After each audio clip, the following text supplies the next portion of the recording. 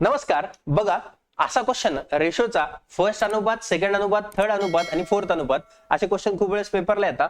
यांच्यामध्ये सेंट्रल आणि एसएससी चा हा फेवरेट वाला क्वेश्चन आहे. ठीक आहे, काय सांगितलंय, जर m हा 4 आणि 8 यांचा तृतीय अनुपात असेल, ठीक आहे, मग तृतीय अनुपातचा फॉर्म्युला काय?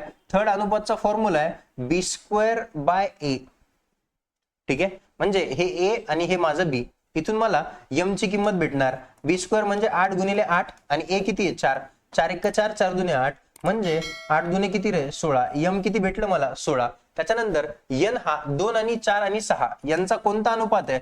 2 4 6. तीन टर्म दिलेल्या असल्या तर फोर्थ अनुपात विचारलेला असतो. म्हणजे माझं a इथं 2 झालं, b इथं हे झालं, c इथं 6 झालं. तर मला फोर्थ अनुपात विचारलेला असेल तर मी काय करणार? bc/a b into C, 4 into 6 भागिले काय करणार? 2.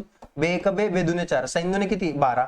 म्हणजे मला हे m भेटलं आणि n भेटलं. त्यांनी विचारलं काय मला? तर 2m - n, 2m - n म्हणजे m ची किंमत किती आहे? 16. 16 दुने किती होणार? हे 32 मायनस हे किती आहे? 12. 32 मधून 12 गेले तर किती रे?